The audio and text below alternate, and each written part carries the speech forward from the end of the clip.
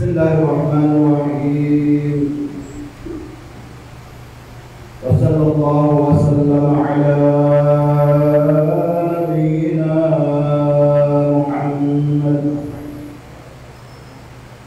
wa ala ali baitihi at-tayyibin at-tahirin.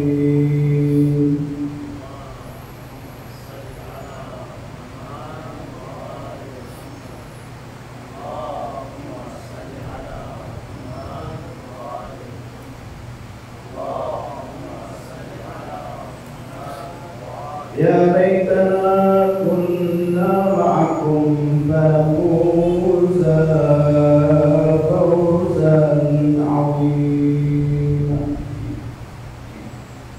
Qala Allah subhanahu wa ta'ala fi kitabihil karim.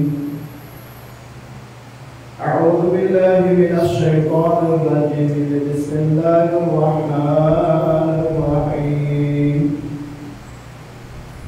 عمن يجيب المضطر إذا دعاه ويكشف السوء ويجعلكم خلفاء الأرض آمنا بالله صدق الله العلي العظيم. Bago natin simulan ang pangalawang lecture ngayon ay nilabot din namin na magsasalita kami ng Tagalog para mapapinabangan ng lahat, hindi lang kayo dito sa loob ng masjid, kundi sa buong mundo, insyaAllah.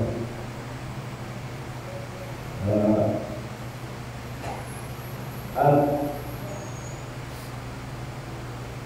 bago natin umpisahan ang topic natin ngayon, dadalhin ko kayo mga lahat na iparating natin ang ating pakikiramay. Unang-una sa minamahal nating Propeta Muhammad sallallahu alaihi wa alihi wa sallam, at lalong-lalo na ang may-ari ng pagdala ng hati sa araw na ito, at yun ay walang iba, ang ating panlabing-dalawang imam o kaya imam na binanggit ng Allah subhanahu wa ta'ala sa Quran, baqiyatullah khairun lakum in kuntum mu'minin. Yung inarugaan o kaya iniwanan ng Allah subhanahu wa ta'ala na magiging buhay hanggang sa araw na ito at sa susunod na panahon. Khairun lakum, yun ay ikakabuti sa ating lahat kung tayo ay naniniwala. At dahil doon mga kapatid sa Islam, gusto ko kayong dalhin at iparating at iparamdam sa imamang zaman ng ating pakikiramay sa kanyang pagdala ng hati. At yun ay sa pamamagitan ng idhalul habba bihadihil munasibatil alima. At yun ay sa pamamagitan ng pag-commemorate natin ng pagpunita sa pagkamartir, sa sa martyrdom anniversary ng kanyang pinakamamahal na tatay o kaya imam na siyang tatay na rin ng Imam Zaman. At gusto ko rin pasalamatan ang mga kapatid na nagsusumikap kahit umuulan ay nandito pa rin physically with us today. Alhamdulillah. At gusto ko rin taus-pusong pasalamatan ang mga nag-arrange o nagsiayos o nag-ayos ng itong stage para lang mailantad natin ang ating pagmamahal sa ilalim Imam insyaAllah subhanahu wa ta'ala. At harinawa, umaasa kami na insyaAllah sa ibibigay natin ngayong maikling topic ay magkakaroon kayo ng kalinawan o kaya kaalaman tungkol sa ating akida o kaya pananampalataya. Una-una, mga kapatid sa Islam,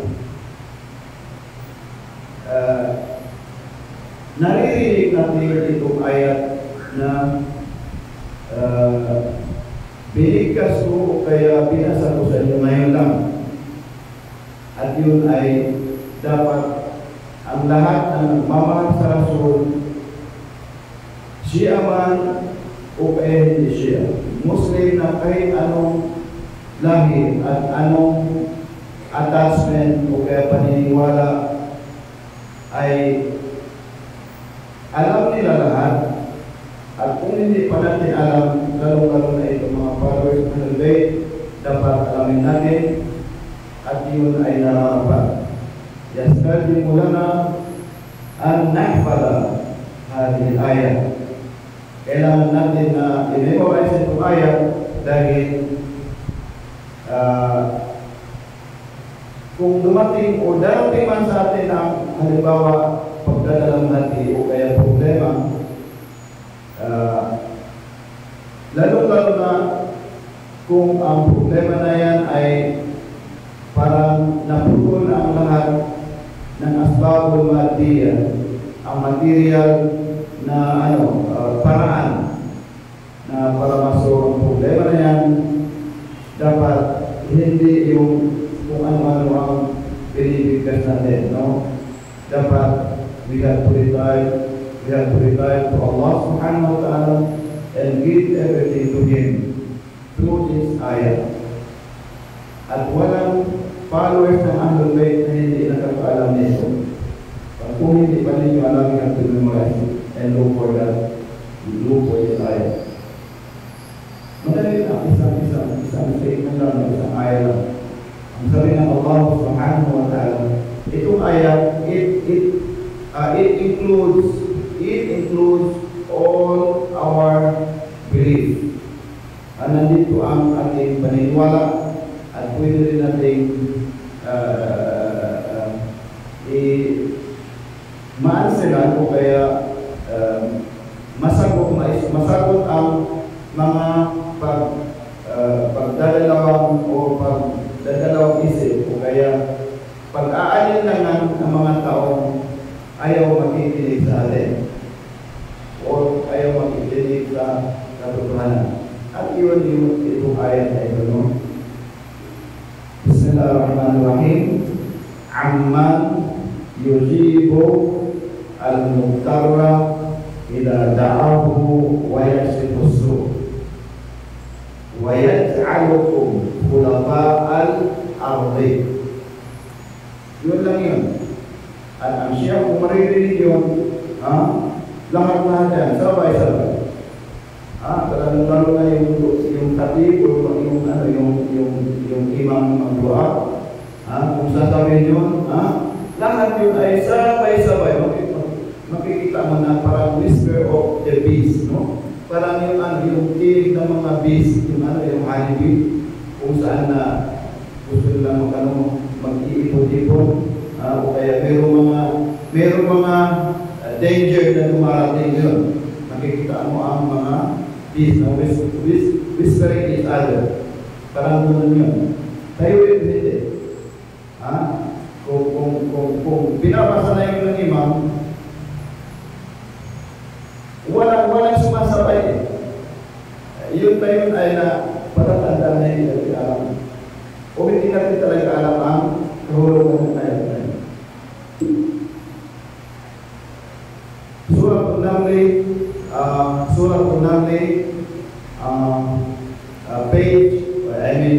verse 62. Okay? Bismillahirrahmanirrahim. Amma yujibu al-muttarra ila da'ahu wa yakshifu as-su'a ila akhirih. Ang topic ko ngayon sana, inshallah, dahil hindi na kami nag-prepare, we gave everything, the responsibility for the first lecturer to explore what is really happening during the 11-month venture, or during the reign of the 11 months. Alhamdulillah, it was mukhtasaran niya already cleared and explained to us by Imam Sayyid, the Shahid. Sana bigyan ko pa ng mahabang umot na makapagbigay ko pa sa amin ng maraming kaalaman, inshallah. Amman yujib. Amman, yani sino ba ang sasagot o kaya sumasagot sa mga al-muttar, Al-muttar, magpagalaman din natin kung ano yun. Al-muttar ila da'ahu, kung siya ay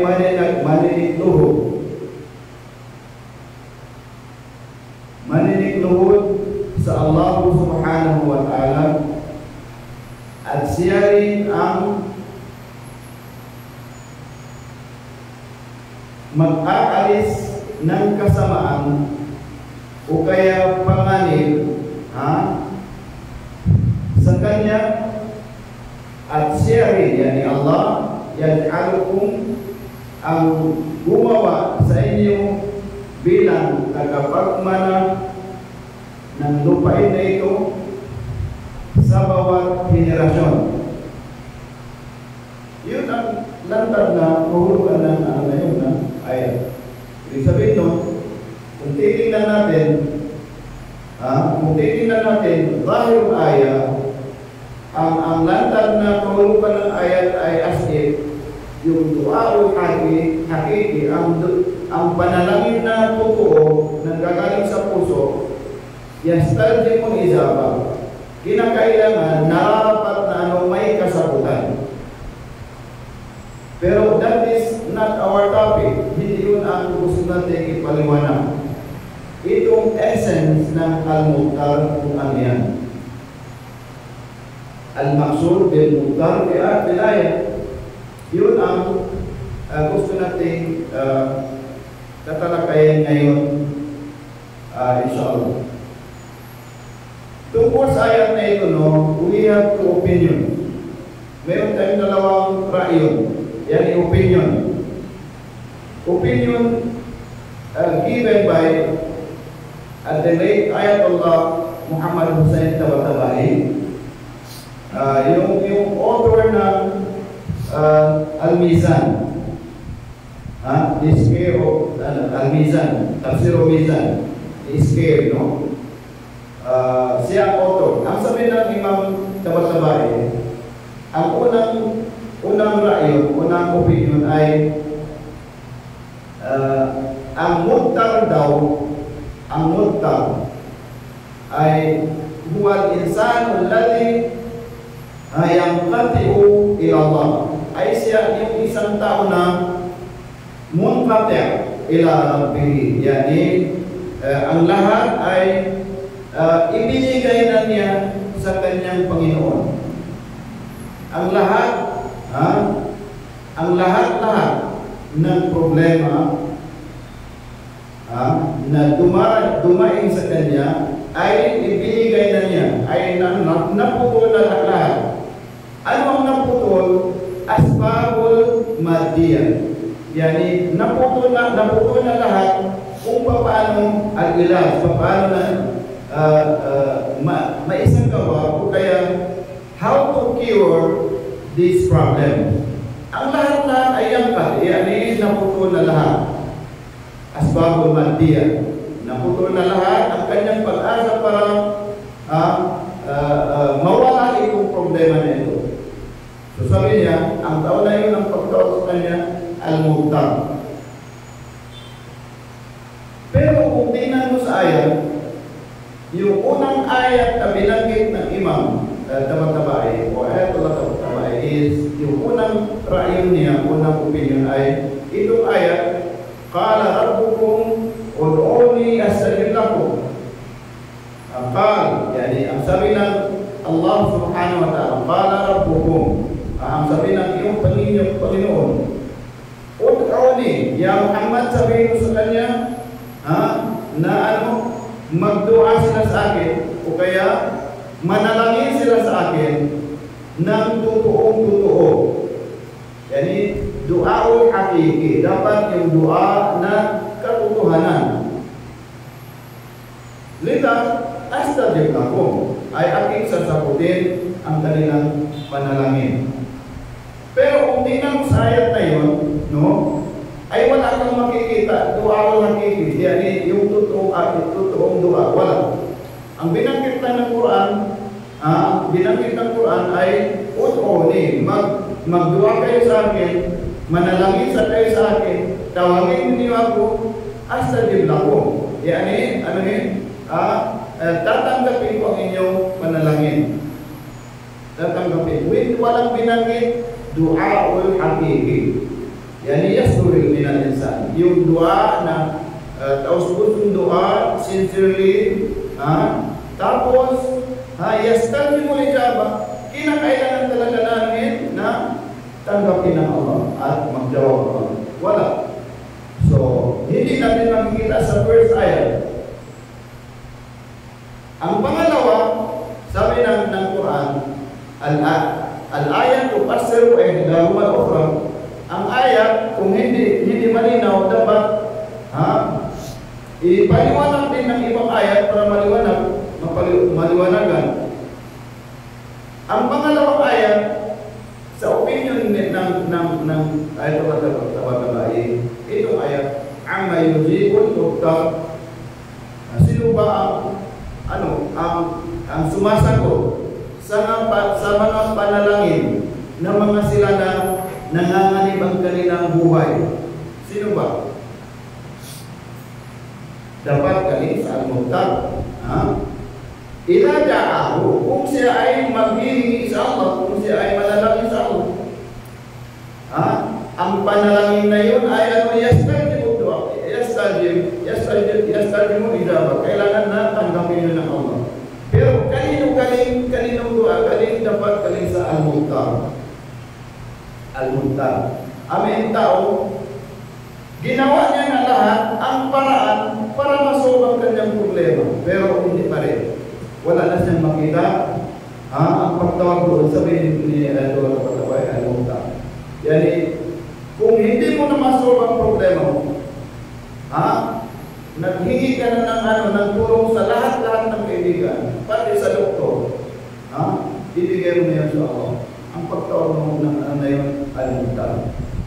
Sabi ni Ayatollah Tabatabai, ang taong al-muhtar, kung magdua siya sa Allah, yajibu ala Allah yujibahu. Dapat tanggapin niyo ng Allah subhanahu wa ta'ala. Yung ang unang opinion tungkol sa al-muhtar. Ang pangalawang opinion na ano talaga ang binanggit ng Allah, salitang al-muhtar sa Quran. Pangalawang opinion, at ito ang pinilit natin. Ito ang pinilit natin na tamang opinion. Unang-una, ay ar-riwayat. Ar-riwayat. Jadi sa pamamagitan ng hadis. Sa pamamagitan ng hadis, dahil wala nastati ang narpa, ay diyan na al-hadis. Hindi natin kaya na magsasalita kung wala tayong basihan. At ang unang basihan natin ay hadis galing sa Rasulullah sallallahu alaihi wasallam. Ang hadis. Merong hadis na nagsasabi ang mukhtar ay sino yun? Sabi ng Muhammad ibn Muslim anil Baqir. At pangalawa ay Aqaba ibn Salih al-Sadiq alayhi salam. Ang hadis galing sa Muhammad ibn Muslim, galing sa Imam Baqir alayhi salam. Sabi niya,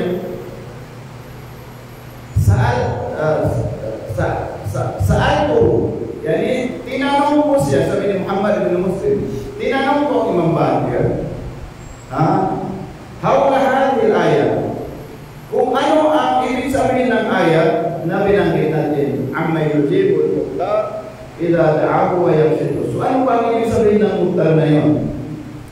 Qala, yani ang sagot ng Imam Baqir alayhi salam, ang sagot ng Imam Baqir alayhi salam, innaha, katotohanan ang ayat na yan na binanggit mo, amma yujibu al-mukhtar idha da'ahu wa yakshidu su', innaha nazalat. Ang ayat na yan ay bumaba. Bumaba, wallahi, sabi ng Imam Baqir, I swear to Allah that the reason why this ayah nazalat, kung bakit itong ayah na bumaba, anong dahilan? Wallahi, ang dahilan niya, nazalat fi qa'imi ala Muhammad. Sallallahu alaihi Muhammad wa ala Muhammad. Yun ang sinasabi ko na hindi tayo bihasa. We are not Jews. No? Kasi itong mga tabir, itong salita na yan, kung narinig nyo siya, lahat, sabay-sabay na. Salamat sa Rasulullah. Ang sabi ng Imam Baqir alayhi salam, innaha, itong ayat na binanggit natin sa Suratul Naml, ayat 62, nasalat, bumaba sabi niya, wallahi, isusumpa ko sa Allah, sabi ng Imam Baqir, nasalat fi qa'ini ali Muhammad. Nasalat para sa kain, yung isang apo, kaya yung ali, yung progeny ng Propeta Muhammad sa katapusan, kaya ali Muhammad. Nasalat sa kanya, siya ang dahilan na bumaba sa kanya. Wa huwa al-mukhtar, at siya ang sinasabi natin al-mukhtar sa ayat.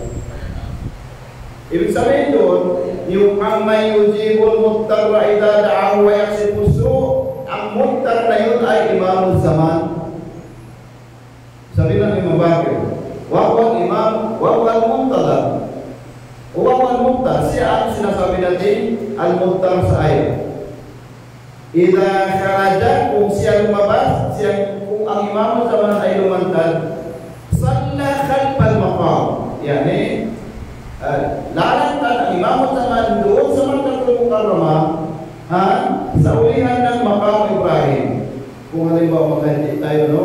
After still accumulating, after kayo magtawag doon sa Kaaba, magsamayan kayo ng dalawang rakat khalfal Maqam Ibrahim. Khalfal Maqam. Sabi niya, doon magsamayan ang imamul zaman, wa tadarra'a ila rabbih, at maghihingi siya ng taus-pusong pananalangin sa kanyang Diyos, sa Allah subhanahu wa ta'ala.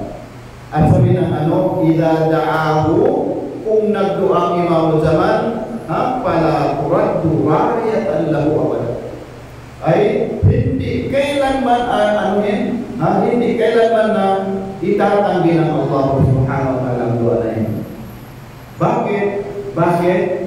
Dahil siya ang mukhtar. Dahil para yaksi Qusu. Ang doa ng Imam Zaman paglantad niya doon sa Makkatul Mukarramah sa Ka'batullahil Haram khalfal maqam, ang doa na yun ay para turaddu rabbahu, hindi talaga hindi tatanggihan ng Allah ra'ayata, yung kanyang flag, yung kanyang hujjah, idza da'akum magdoa siya abada, kailanman. Wa yaksifu su, para mawala, maalis ang panganib, ang kapahamakan, ang kasamaan. At ang pangalawa, wa yaj'alukum khulafa'a, at ginawa kayo ng Allah subhanahu wa ta'ala na khulafa'ul ard, tagapagmana ng lupain na ito. Allah made you the inheritors of this earth from generation to generation. Yani, galing sa lahat ng generasyon sa iba't ibang lahi. Ginawa kayo ng Allah na khulafa'ul ard. Makinig kayo mga estudyante. At kung sino man ang those who want to follow up, gusto natin follow up. Ang sinabi ng pangalawang opinion, of which we selected this opinion to be true. Dahil sa hadis, of which hindi na pwedeng lumabas o kaya hindi natin pwedeng to go away from this hadith. Pangalawa ay yung karina, yung muqayyad, yung condition na binanggit ng ayat, bilayl ayat. Kasi sinabi ng opinion ng pangalawa, al-muttaq wa huwa imamul muntazar, yun ang Imam Zaman. Anong dahilan, pangalawang opinion nito sa pangalawang kadahilanan? Anong dahilan bakit sinabi natin, ang piniling natin itong pangalawang opinion? Ang al-muttaq yung Imam Zaman. Dahilan sa karina ito, sa kondisyon na ito. Pangalawang ayat. Karugtong ng ayat ay وَيَجْعَلُكُمْ, after na ginawa ng Allah na hinalis lahat ang kasamaan doon sa muntar na yun, ginawa ng Allah yaj'alukum, ginawa kayo ng Allah subhanahu wa ta'ala khulafa'al ardi, yani khulafa'ah al-ard, yani ginawa kayong tagapagmana ng Allah ng lupain na ito galing sa generasyon pagkatapos ng generasyon. Yani from generation to generation, kayo ang ginawa ng Allah. No. At tingnan ninyo, ang ginamit ng Allah, khalifa o khulafa. Sa kung anong kalim, meron kayong matatagpuan dalawang takbiran. Dalawang salita na khalifa. Khalifa. Ano yung sabihin ng khalifa? Yan tagapagmana ng lupa. Pero ang term na ginamit sa Quran dalawa, khalifatul fil ard wa khalifatul ard. Khalifatul ard. Gaya din ng yung tungkol sa ilmu, sino bang napagmanaan ng lahat ng ilmu ng Rasulullah? Dalawa rin ang binanggit ng Quran. Dalawa rin ang binanggit ng Quran. Yung alam niya ba'dun min al-kitab tungkol sa verkis, yan alam niya ang ibang ayat sa loob ng Quran at ilmul kitab. Ang unang tabir, yung salita ilmun min al-kitab, meron silang nakuha ng galing sa Quran na ilmu, pero hindi lahat ng kitab. Part lang ng ayat ng Quran nakuha din. Pero meron namang pangalawang tabir, ilmul kitab. Alam niya, hindi whole totality of the Quran ay alam niya. Dalawang tabir din, tungkol sa ilmu. Tungkol sa tagapagmana ng dunya na ito, bilang hafidhuddin, bilang hafid, bilang tagapag-aruga, protector ng religion. Anong sinabi ng Allah? Khulafa'al ardi. Hindi sinabi khulafa'u fil ard. Hindi. So dahil doon, tingnan natin itong kalima na pinanggit natin ngayon. Sallu ala Muhammad wa ala Muhammad.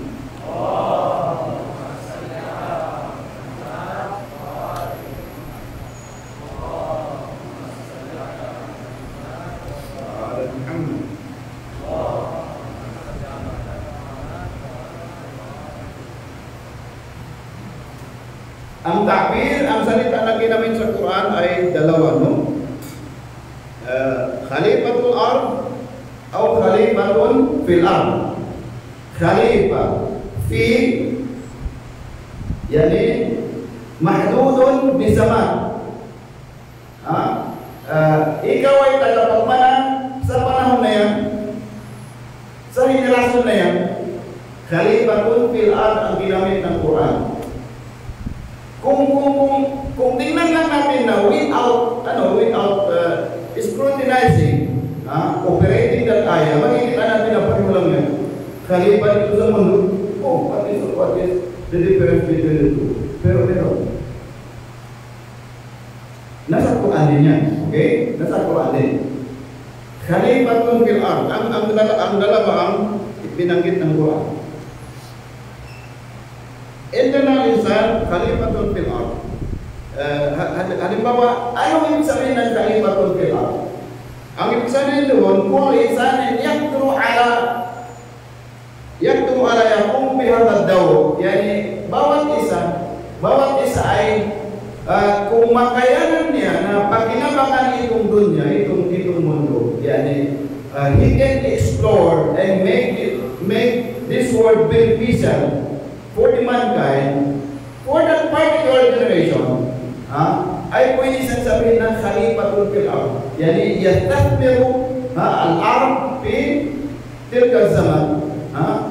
Yani, pwede niya pakinabangan yung panahon na yon, ang lupa sa panahon na yon. At pwede nang gampanan ang kanyang responsibility, ang pagtawag ng khalifatul fil ard. Ano naman ang khalifatul ard? Khalifatul ard. Ang ibig sabihin ng khalifatul ard ay al-insanu alladhi saytara 'ala al-ardi bitamamiha. Yani yung isang tao saytara, yani na-control niya ang lupa. Yani he can command other creatures. Pwede niya makontrol. Bitamamiha, I mean. Lahat ng pakinabangan, ang lahat ng grasya ng lupa, yakhta'u lahu, magpakumbaba sa kanya. Yun ang ibig sabihin ng khalifatul ard. Okay? Ano ba yung sinasabi natin? Baka lang pagkatulisan, baka sabi-sabi lang natin, no. Punta tayo sa khalifatul fil ard. Khalifatul fil ard. Nakita niyo siguro ang tarihin natin. Sa panahon na inadresan ng Allah ang kawilayan. Sa panahon na inadresan ng Allah ang kawilayan, anong binanggit ng Quran? Wa idh qala rabbuka lil malaikati inni ja'ilun fil ardi khalifatan. Inni ja'ilun fil ardi khalifah. Ang binanggit ng Quran, indama tanawala al-Adam. Ini yung khitab na yung address na yun sa Adam bilang tagapagmana ng lupa. Okay? Khalifah. Pero ang ginamit ng Quran, khalifatu, inni ja'ilun fil ardi. Ako ay gagawa ng sa lupa, khalifah na tagapagmana ng lupa na yan. Khalifatun fil ard. Tungkol yun sa Adam. Or, punta tayo sa Daud. Yan yung Adam, wala ng Adam. Hindi niya na-control ang lahat ng dunya, ng lupa sa panahon lang niya. When he dies, he transferred to his son. Diba? Okay. Totoo ba yan? Yes. Tingnan mo yung si Daud. Ya Daud, uwi ko na bila Daud, inni ja'iluka,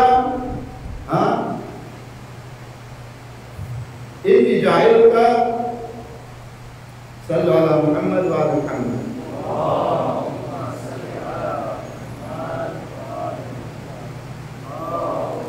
Salli ala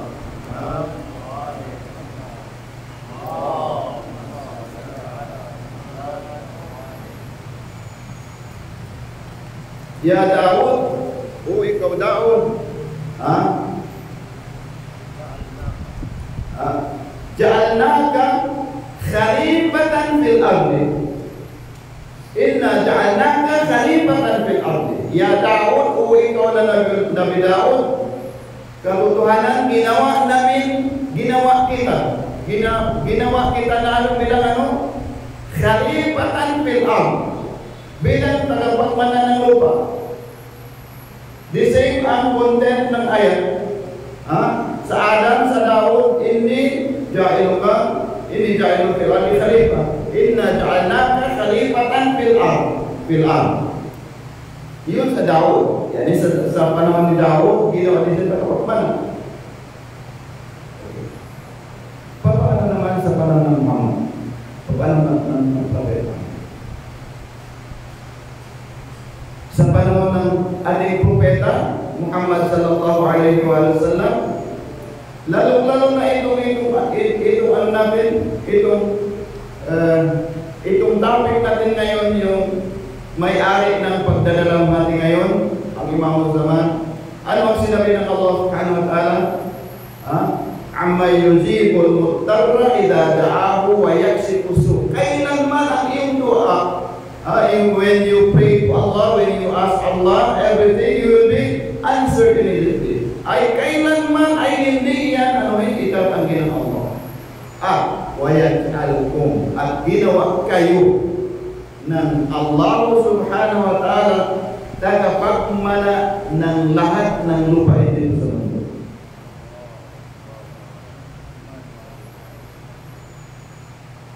So, kanino ba itong ayat na ito?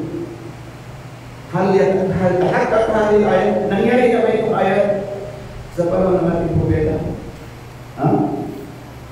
Hindi man, no? Hindi. Pero, nakontrol ng Rasulullah ang din. Yani siya ang namuno ng din. Para nagawa itong sistema ng ating reliyon. Pero itong ayat na gusto natin i-explore ay kanino mangyayari itong ayat na ito? Mangyayari yan sa panahon ng Imam Zaman. Sa panahon ng Imam Zaman. Kaya nga, ang Imam Zaman, kung wala ang Imam Zaman, wala ang din natin. The one who protect the mission of Prophet Muhammad through Imam Hussein alayhi salam is itong Imam Zaman. Kaya nga ang flag na yung tagline niya ngayon, yung dala niya, ay Ya Risalatil Hussein. Yan grandparent. At ang Imam Hussein alayhi salam ay gusto niya i-reform ang decaying society of his grandfather Ummah. Yung gusto niya i-reform. At kailan yung mangyari sa panahon ng Imam Zaman? Yaj'alukum khulafa'al ard. Hindi sinabi yaj'alukum khulafa'un fil ard. Wala, hindi. Khulafa'ul ard. Yani ang Imam Zaman, ang Imam Muqtada, saytara ala al-ardi bitamamiha. Ibig sabihin doon, ang Imam Zaman ang magkakasakop ng at magkapagbigay ng linaw, peace and justice dito sa mundong ito sa panahon ng kanyang paglanda. So,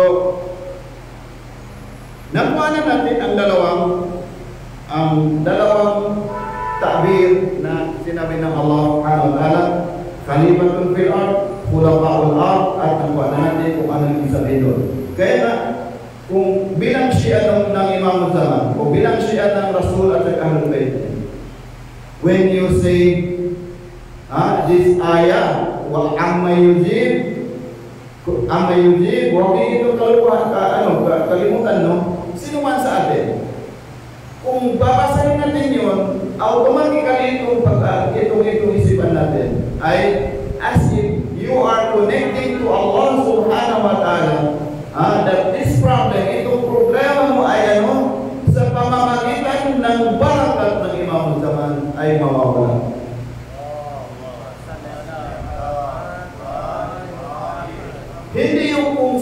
ang mayusip ay walang maaripa, walang connection, walang eksasa, walang feeling.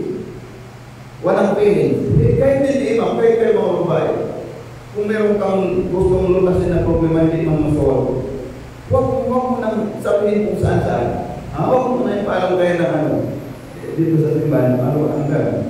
Ano yun? Wala yung pagtanggol. Matupapahit. Problema ko yun. Ano yun? Gumun yun. Hindi yun. Pagtatawanan kayo. Pero, siyang katigay ng tao, punta kayo sa kanya. Ang ngayon, sino makakasol ng problema na yan? Two imam naman. Yan ang sikreto ng ayat na yan. Kung hindi niyo alam, I am very sure that you are selected imam naman. Kaya rin ang lahat ng aking ginagawa. If it is not for the sake of Ahlul Bayt o Imam Zaman, ay walang design. Yes, dito sa mundo ay may bunga, pero sa kawaling buhay walang design. It will not bear fruit. Yun ang napag-usapan natin tungkol sa ayat ng Allah Subhanahu wa Ta'ala. So, kung alam na natin yun, kung malinaw sa ating isipan yung ayat na yun, at memorize na rin ninyo, no? At alam na natin, sigurado tayo na imamul zaman ay buhay na buhay. At merong imamul zaman na we are hoping for. Meron. Dahil nandyan ang mga ayat. Hindi ginawa ng Allah ang tagapagmana ng mundo ito sa panahon ng propeta, mga propeta. Hindi. Ang mundo ang pinag-uusapan. Kaya na sinabi ng Allah, وَنُرِيدُ أَن نَمُنَّ عَلَى الَّذِينَ اسْتُضْعِفُوا فِي الْأَرْضِ. Ang gusto namin, sabi ng Allah, ang gusto namin, iqtadas ala iradatina. Gusto namin na bigyan ng pulo ang mga taong naaapit sa mundo ito, dito sa ibabaw ng mundo. وَنَجْعَلَهُمُ أَئِمَّةً, at gagawin namin silang mga imam. وَنَجْعَلَهُمُ الْوَارِثِينَ, at gagawin namin silang tagapagmana. Yan ang imam sa. Kung alam na natin yun, at sigurado na tayo, nandoon ng inyong whisper, nandoon ng inyong pag-iisip sa imam zaman, and I am sure he is aware of this. Alam niya ng imam zaman. Pupunta tayo sa kung paano tayo makakulit sa imam zaman. Pupunta tayo doon dahil ang topic ko ay Al-Mahdiyu Isqul Hadi. Ang Imam Mahdi Isqul Hadi.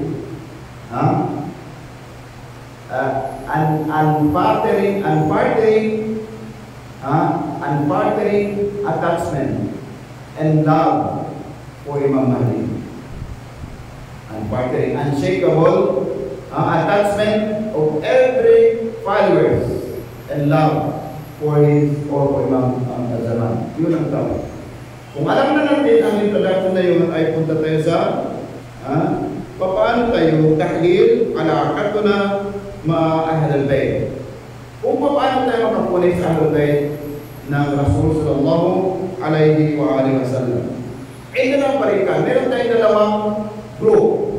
Indana piyatan. Dalawang grupo, malaking grupo na nagtataglay ng ganitong paniniwala. Ang unang paniwala, pitaklil, ang unang paniwala ay itong unang paniwala ay unang grupo ng mga Muslim. Ang paniniwala nila, hubbun nabi wa ahlul bayti laysa lahu qimatun wala mawdu'in. Ang pagmamahal natin sa ating mahal na propeta at ang kanyang Ahlul Bait ay hindi makabuluhan, walang halaga. Ha? Laysa lahu qimatun. Laysa lahu qimah, walang halaga. Yan ang paniniwala ng isang grupo. At ang mga lawa hindi. Sabi niya, hubbun nabi wa ahli baitihi, lahu qimatan, meron siyang halaga, wa mawdu'iyya, at meron siyang damdamin. Meron siyang ihsasa, meron siyang damdamin. Lahu atifiyya, meron siyang damdamin. Itong pangalawang grupo.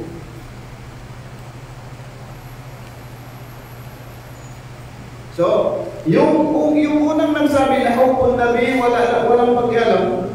Hubbun nabi ay wala yan. Hubbun nabi, ang pagmamahal sa Rasul at sa Ahlul Bait niya, ay walang pag-alam, walang kabuluhan. At yan ang ittija, yan ang opinion na ittijahul harbi. Sa Arabic, ittijahul harbi, yani yung sa bunganga at saka hukm lang yan. Yani what we are referring by yung hukm ay sa lang sa salita, hukmul harbi.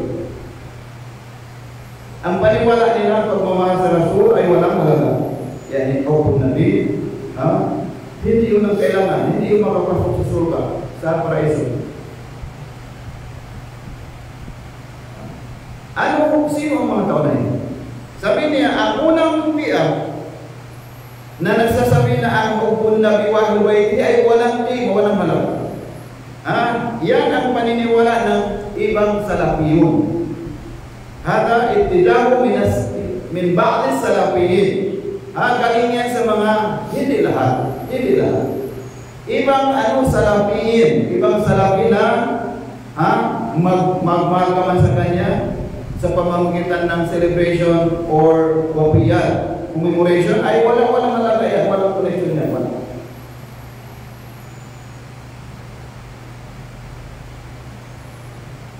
Kung minahal natin ang Rasulullah, ay dahil sabi niya, ito ang pagmamahal sa Rasulullah, the belief to Prophet Muhammad ay dalawa yan. Sabi niya, عندنا اتجاهين يعني شخصيتين لرسول dalawang personality ng Rasulullah. Yung isang personality niya, personal na pagkatao ng Rasulullah. Itijah awal yung personality ng Rasulullah, yung connection ng Rasul sa kanyang family, sa mga kanyang mga anak, sa kanyang asawa. Sabi niya, hindi yan kailangan walang halaga. Dahil sa paniniwala ng itidal awal, yung ibang salafiyin, sabi niya, ang pagmamahal sa Rasul ay dalawa. Una, bilang personalidad ng Rasulullah, saksiyang personality niya.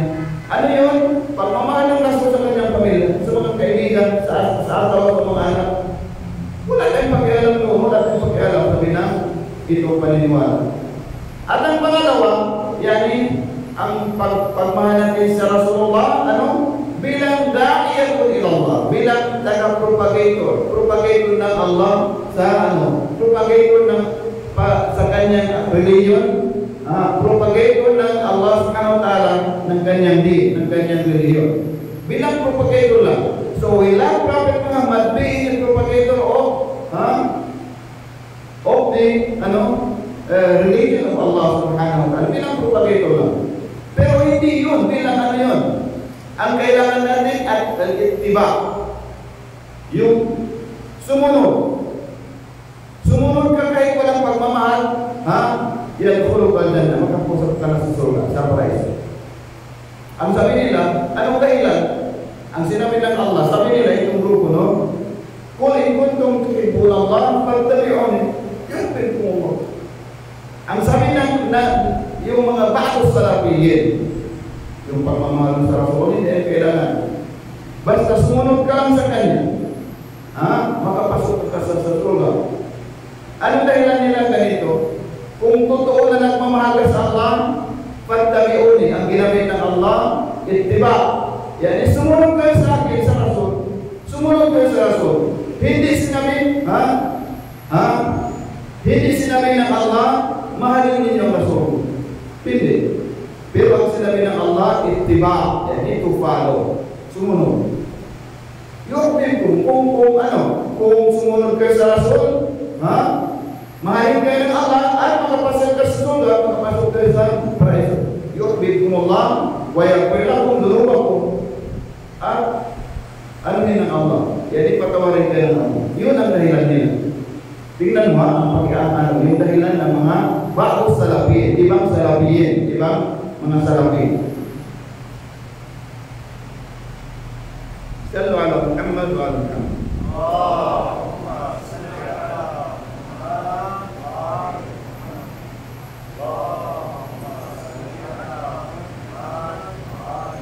So sabi nila, ang matlub, ang kailangan ay pagmamahal sa Allah. Hindi sa pwede. Lalo yun. Yun ang janibin, saksi Rasul, ang bilang daaw, bilang siyang propaganda. Hindi yung personality ng Rasul. So, punta tayo sa unsur tsani. Yung paniniwala ng pangalawang grupo. At ito ang paniniwala ng mga Shia at saka followers ng Ahlul Bayt. Ito ang paniniwala ng mga Shia. Sabi niya, hubbun Nabi wa Ahlul Baytihi lahu qimata wa mawdu'iyya. Ang pagmamahal sa Ahlul Bayt at saka Nabi at saka Ahlul Bayt at pagmamahal sa lahat ng mga anbiya ay yun ay mayroon siyang tema, may halaga at may mawdu. Mayroon siyang mayroon siyang panglagyan, may foundation. At yun ang magdudulot sa iyo sa surga inshallah subhanahu wa ta'ala. Yani ang sinabi ng pangalawang paniniwala,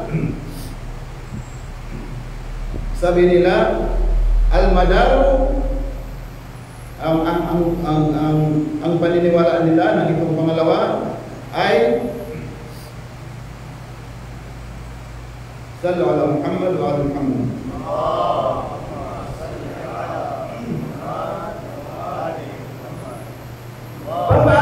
Paano na may pagmamahal sa Rasul at paano yun? Sabi ng itong paniniwala, mayroon tatlong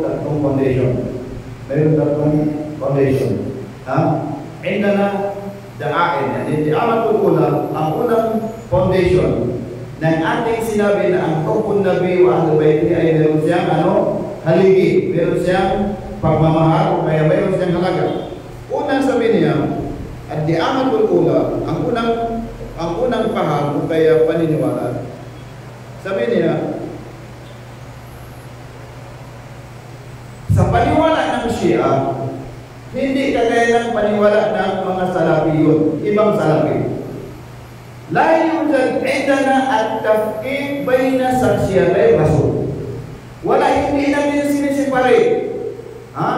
Na paniniwala sa Rasul dapat mayroong dalawa. Sa saksiyan ng personality ng Rasul at saka sa kanyang bilang propagator. Hindi natin sinisipare ito, hindi natin binabahagi. We believe in the personality of Rasulullah as one. Zawatul Rasul. Wala, hindi natin tinatapkik, hindi natin dinidibay. Wala sa paniniwala ng Shia at tapkik sa personalidad ng ating Propeta Muhammad sallallahu alaihi wa alihi wa sallam.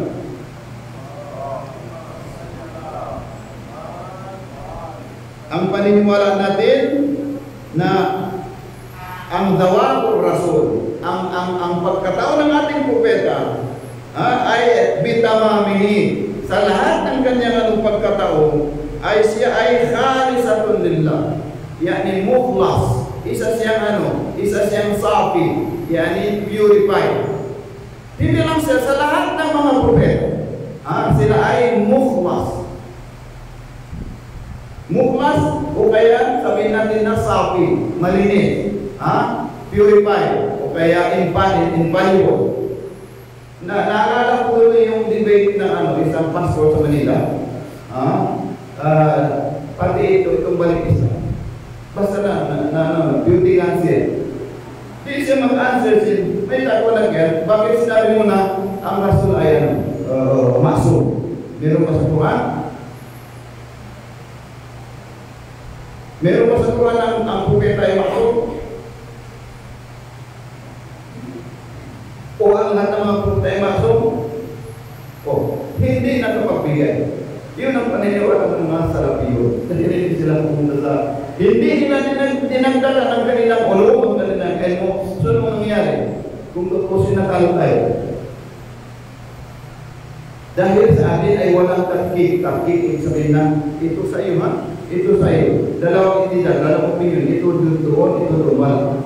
When it comes to Prophet Muhammad, we have only one belief. Na ang kanyang pagkatao ay, maksum. Together with all the prophets of Islam, or yung messengers ng Allah subhanahu wa ta'ala ay all of them are maksum. Malinis sila lahat. At babanggitin natin sa Quran, insyaAllah, subhanahu wa ta'ala. So yun.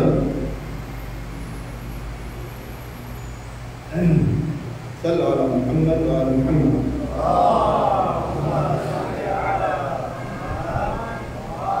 Anong dahilan? Sa Surah As-Sad, Surah As-Sad, ayat 45 to 46. Tungkol ito sa Nabiullah, mga propeta ng Allah. Tingnan mo ang sinabi ng Allah. Bismillahirrahmanirrahim. Wadkur ibadana Ibrahim.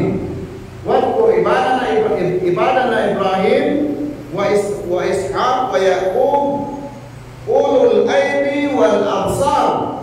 Ulul aidi wal absar. Inna akhlasnahum bi khalisatin zikrata. Hindi siguro na ng isang malakit kanan. Ang sabi ng Allah subhanahu wa ta'ala sa Surah As-Sad 45 to 46 na basihan ng ating paniniwala.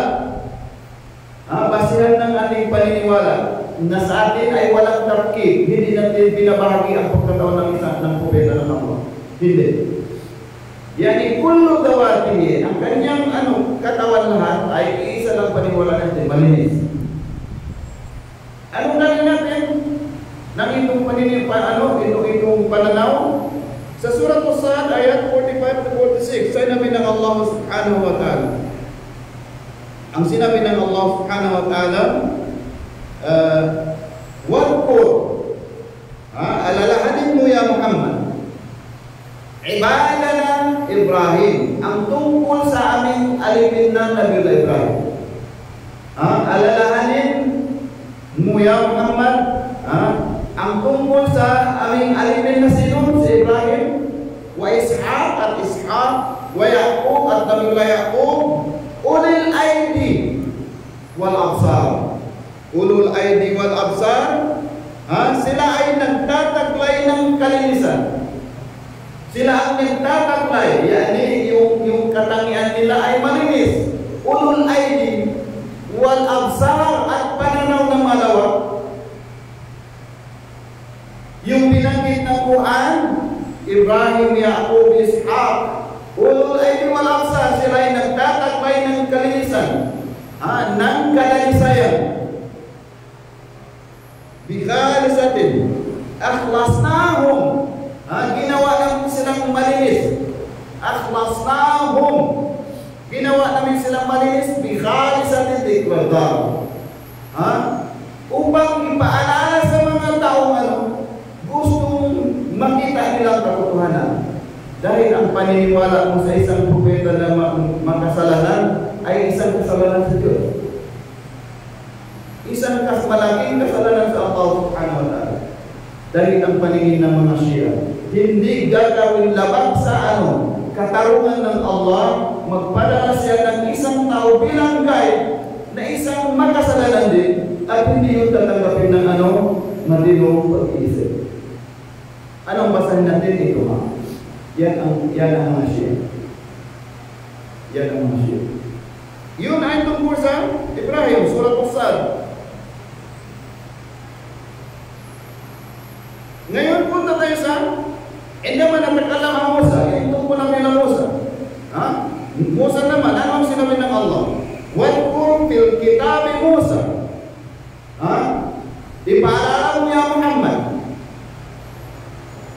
na ang katayuan ng Nabi Musa ay nandiyan sa Quran. Bakit? Ano yun? Innahu kana mukhmasan.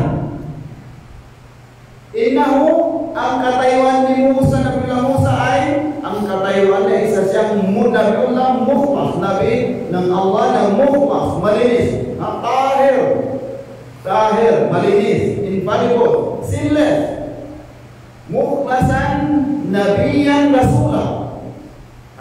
Ang kanyang bilang pagkataon na rasul at saka nabi ng mukhmas.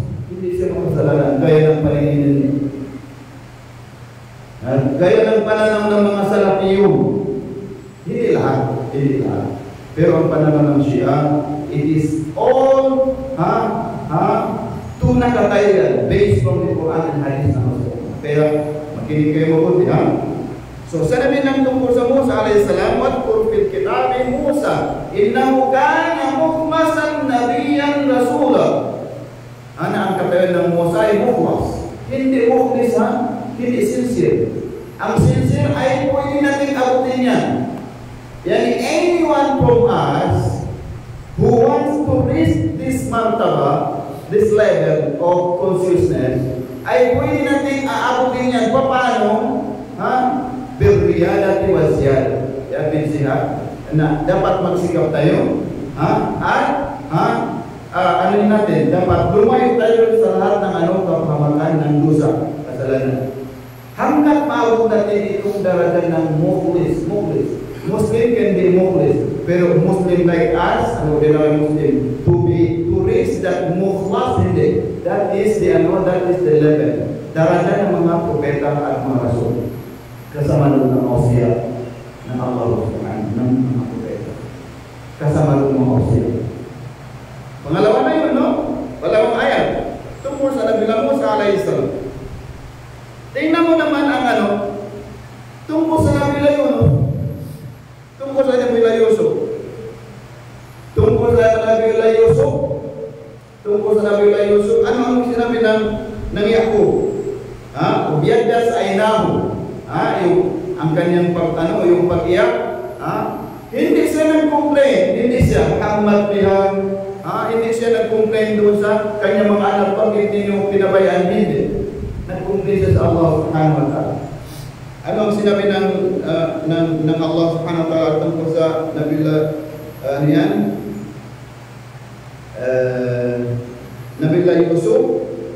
Nabiullah Yusuf? Ano ang sinabi ng Allah Subhanahu wa ta'ala? Sabi ng Allah, innahu min ibadina, katotohanan ng Nabiullah Yusuf alayhi salam, min ibadina, kasali sa mga alipin namin na mukhlasin. Hindi naman sinabi ng mukhlisin, mukhlas din. Yani ang lahat ng mga propeta na binanggit ng Quran, ang katayuan nila, kanilang pagkatao ay mukhlas. Walang mukhlis na sinasabi natin na huwag mong pakialaman ang ordinary life ng Propeta Muhammad ay nagkakasala sila. Ang ordinary life ng mga propeta ay nagkakasala sila. Pero when it comes to receive the wahi and the revelation of Allah, they are pure. They are infallible. Mali yun, there is tafkid in Islam. No, in accordance with our principle, in accordance with the principle of the Shia, walang tafkid when it comes to the Prophet of Allah. Lalo-lalo ng Propeta Muhammad. Wala na. Ang pinaniwala natin ang lahat ng pagkatao. Kaya mga sahabat, yung kung magkudaw ang Rasulullah, yung tubig na dumadaloy sa kanyang inatang sinasalo, yun ang ininom. Hindi ba? Ano may sabihin doon? May marumi ba yun? Hindi. Iiwan ko kung anong paniniwala kayo. Drive belief. No? So yun ang tungkol sa yung Nabiullah Yusuf alayhi salam. Punta tayo sa ibang kalima na ginamit ng Allah Subhanahu wa ta'ala tungkol sa Nabiullah Musa alayhi salam. Ang tungkol sa Nabiullah Musa alayhi salam na sinasabi nila walang pakialam ang Allah, ang hope, wala yan, walang talaga. Anong sinabi ng Allah Subhanahu wa ta'ala sa Nabiullah Musa? wa alqaitu mahabbatan minni wa litusna'a ala 'aini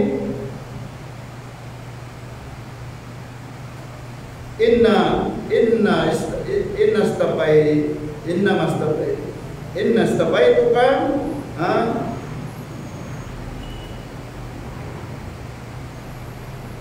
Sabi ng Allah subhanahu wa ta'ala tungkol sa Nabi Musa alayhi salam, yung istina na ginawa, no? Sabi ng Allah, wa alqaitu, ibinigay ko sa iyo, ya Musa, ang Musa, mahabbatan. Ibinigay ko sa iyo, ya Musa, ang mahabba, yung pagmamahal. Ibinigay ko. Sabi ng mga Salafiyon, ang pagmamahal ay walang halaga. Pero anong sinabi ng Allah? Wa alqaitu mahabbatan, wa alqaitu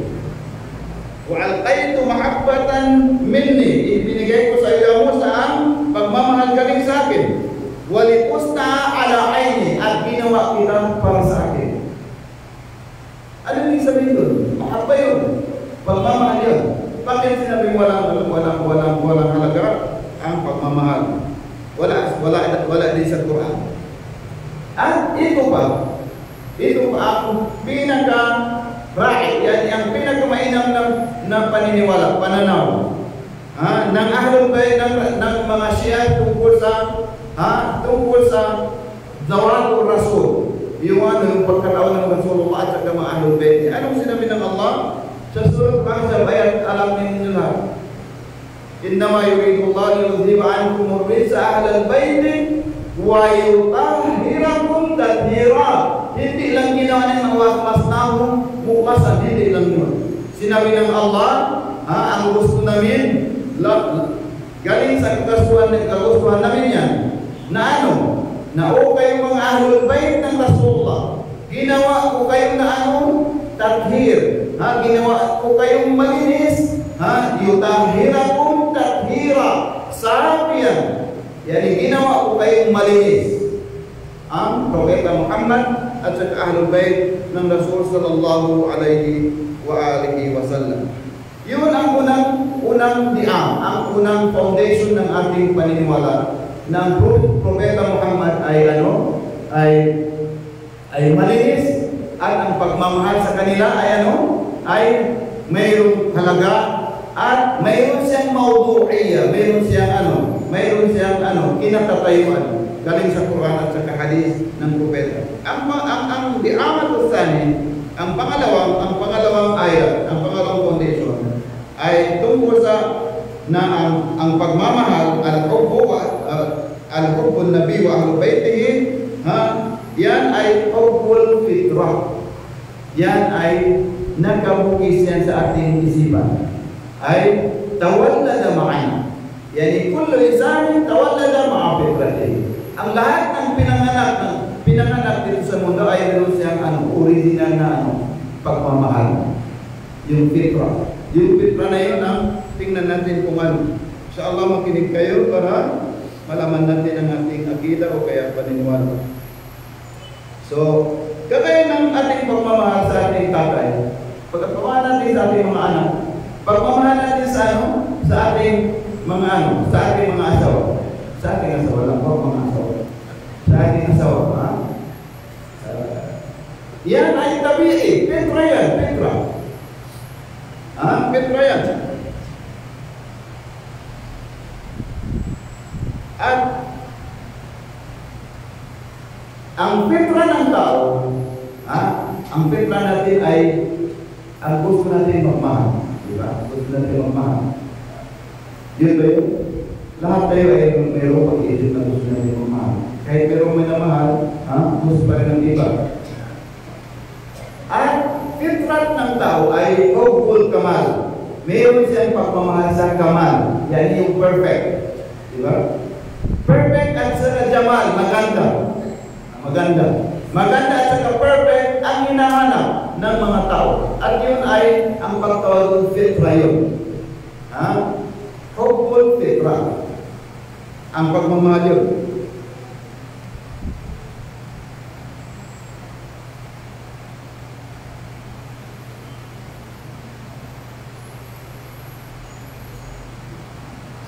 At ang ating propeta ay dahil siya ay perfect, isang ginawang perfect ng Allah subhanahu wa ta'ala.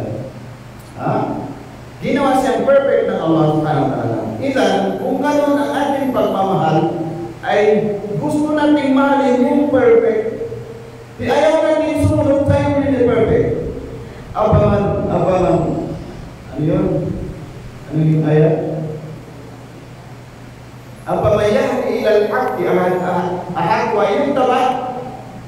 Sino bang susundin natin? Yung perfect na kahit hindi siya patnubayan ay alam niya ang katotohanan? O kaya yung susundin niya yung mga tao na mangmangkingayan niya na naging may kaalaman lang yun dahil nag-aral. Saan ang aking gusto doon?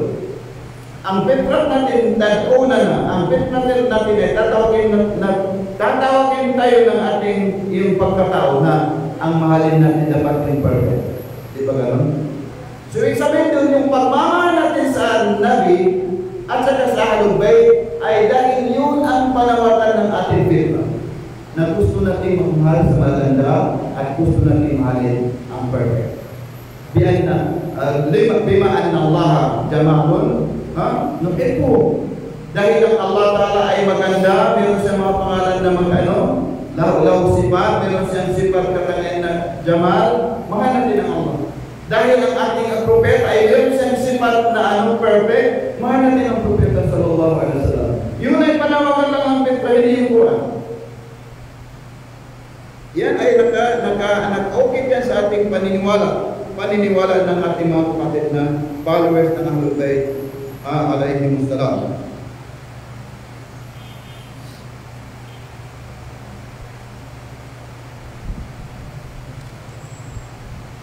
Sallallahu alaihi wasallam.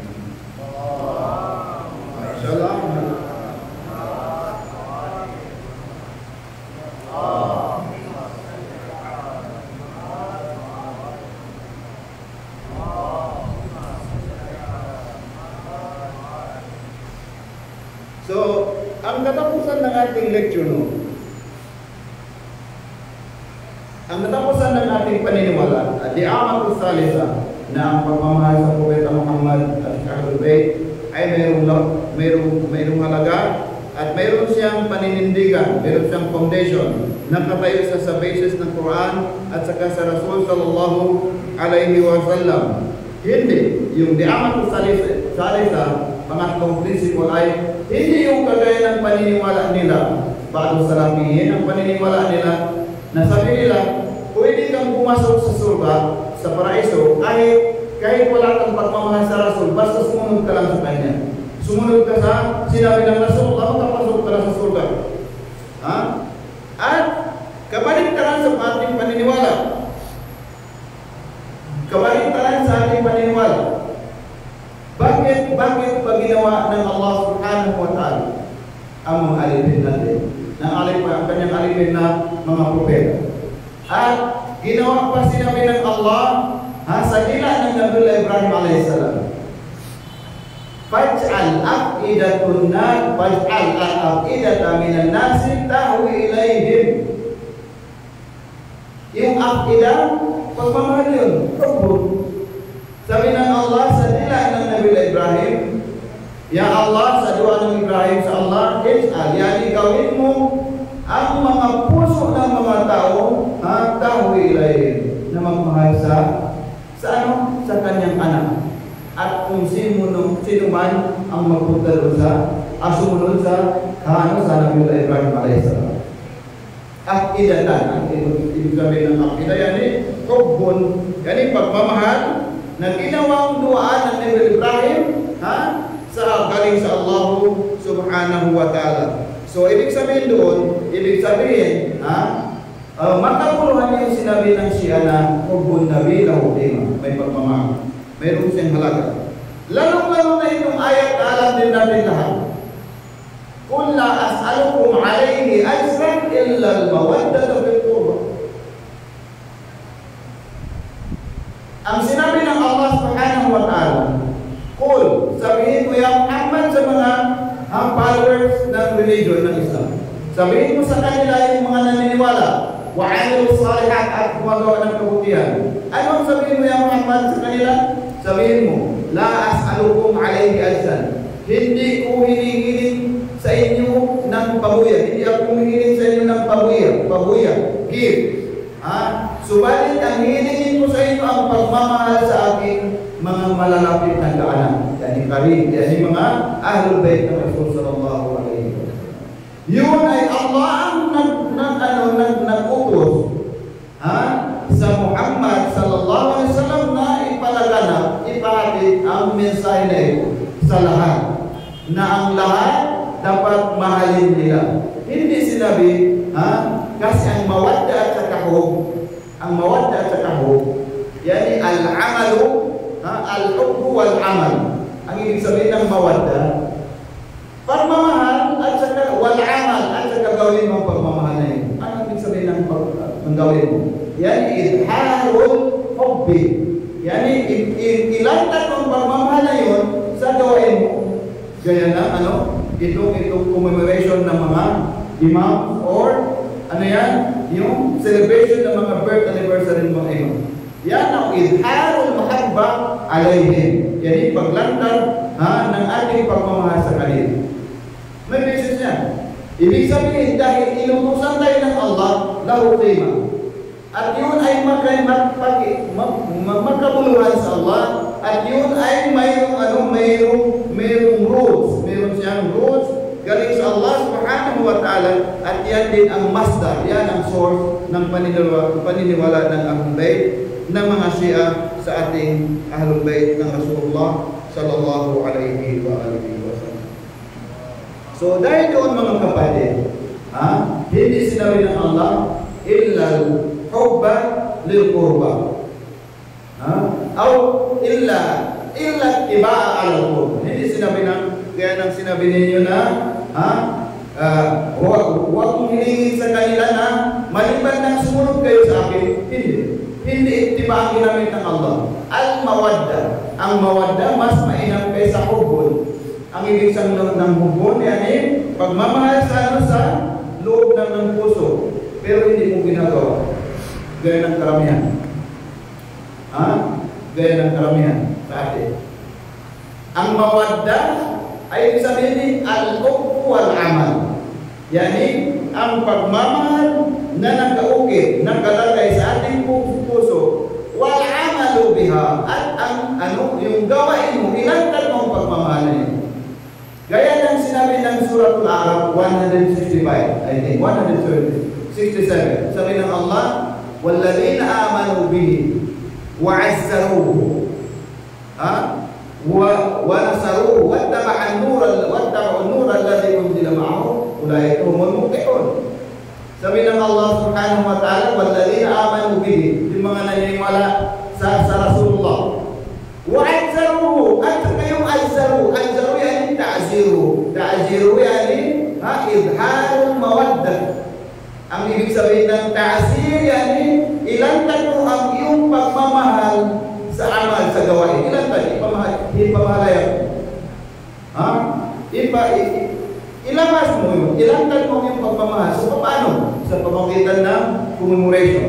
Sa pamagitan ng celebration. Hindi lang, I love Prophet Muhammad and I follow him. Yun lang, ang tanto lang. Kaya nga, ang nangyari sa atin ngayon ay ganito. So, dahil doon, ulitin natin, balikan natin ang mauto natin. Amma yujibul muttarru idha da'aw wa yaksibu su' wa yaj'alukum a'immatan wa yaj'alukum khulafa'al ardi. Ang ginamit ng Allah subhanahu wa ta'ala khulafa'al ardi, ang taong muttar na yan ay ginawaran ng Allah subhanahu wa ta'ala ng tagabilang, tagapagmana ng lahat ng lupain sa lahat ng henerasyon na walang walang tapki. So, sino yun? Kailan yung magkakaroon? Magkakaroon yun sa panahon ng Imam Zaman.